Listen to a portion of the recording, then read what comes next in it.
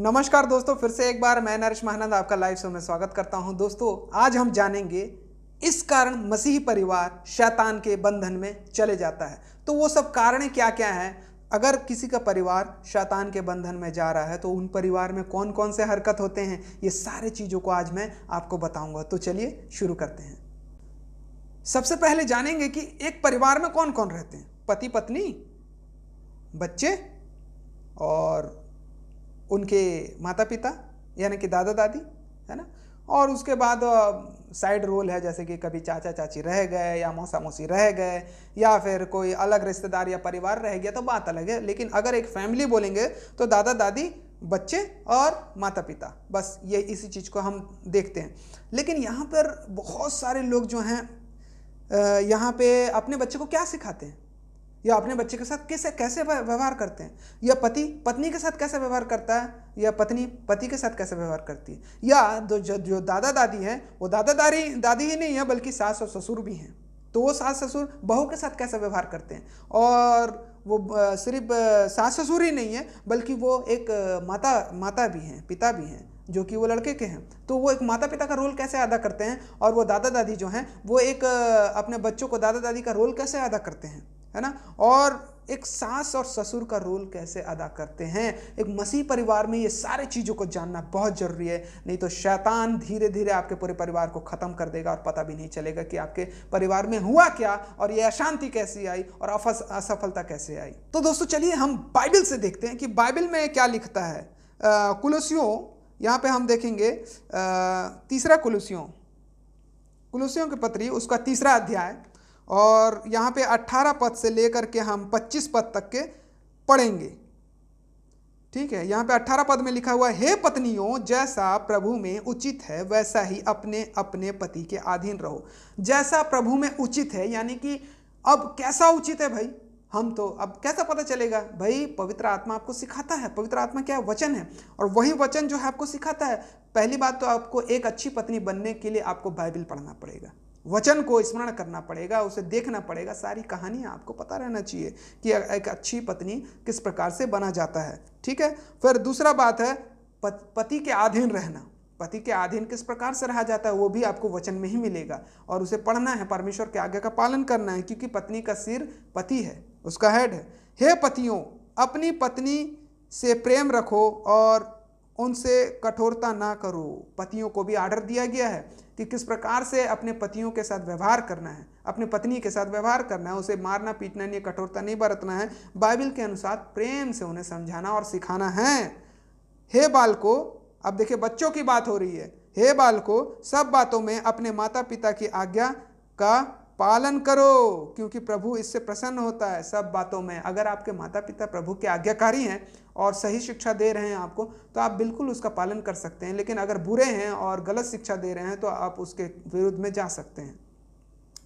हे बच्चों वालों, देखिए ये जो है माता पिता, ये बच्चे वाले, और ये उनको बोला गया है, बालकों को, अपने माता पिता के काम करने के लिए। और फिर उसके बाद जो बच्चे रखे हैं, जिनको बच्चा हो चुका है, ये उनके लिए है।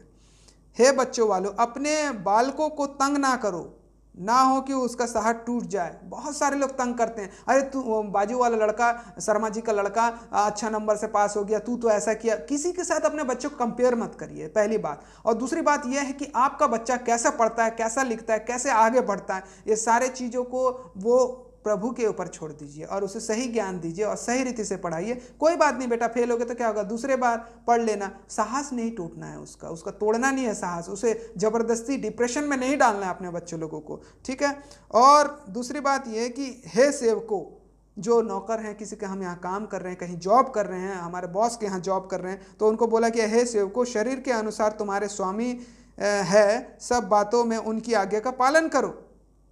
मनुष्य को प्रसन्न करने वालों के समान नहीं, दिखाने के लिए नहीं, परंतु मन की सिधाई और परमेश्वर के भय से। देखो, आप अपने बॉस को खुश करने के लिए काम मत करो, मनुष्य को दिखाने का वाला काम मत करो कि वो बोलते हैं ना, चेला बनना या तलवे चाटना या फिर क्या उसका चारी चुगली करना, इस टाइप से नहीं। बल्कि यहाँ पे बोला गया है कि परंतु मन की सिधाई और परमेश्वर के भय से काम करना है।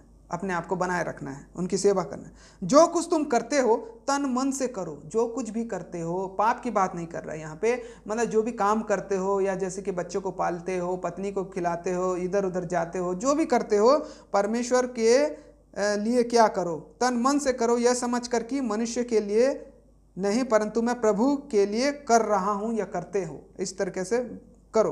क्योंकि तुम जानते हो कि तुम्हें इसके बदले प्रभु से मिरास मिलेगी, मतलब ऐसा मिरास मिलेगा, वो अनंत मिरास रहेगा, वो एक ऐसा तोहफा रहेगा, ऐसा जीवन रहेगा जो परमेश्वर आपको देगा इसके बदले।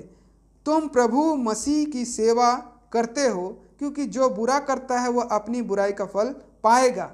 देखो, तुम तो प्रभु का सेवा कर रहे हो और काम भी कर रहे हो, मेहनत भी कर रहे हो और परमेश्वर की इच्छा अनुसार चल भी रहे हो, तो उसका तो आपको मिलेगा ही प्रतिफल। बट जो बुरा करता है वो अपनी बुराई का फल पाएगा। जो भी बुरा करता है तुम्हारे साथ या किसी के साथ भी, वो अपनी बुराई का फल मिल जाएगा, उसको टेंशन लेने की कोई ज़रूरत नहीं है ना। और वहाँ किसी का पक्षपात नहीं होगा। वहाँ पे स्वर्ग में किसी का पक्षपात नहीं होगा कि ये हिंदू है, ये मुस्लिम है, सिख है, ये पतला है, दुबला है, या फिर ये मतलब गरीब है, या फिर ये रईस है, या ऐसे ये सब बातें नहीं होगी। तो हमें सही रीति से अपने बच्चों का पालन पोषण करना है, सही रीति से पति पत्नी एक दूसरे का आगे का पालन करना है, सही रीति से सास ससुर और बहू एक दूसरे के साथ वार्तालाप या मेल मिलाप करना है, परमेश्वर के आगे का पालन करना है, बच्चे लोगों को भी अपने माता पिता का आगे का पालन करना है। इस तरीके से हमें बच्चों को भी हैंडल करना है, बच्चे हमारा बातों को मानेंगे।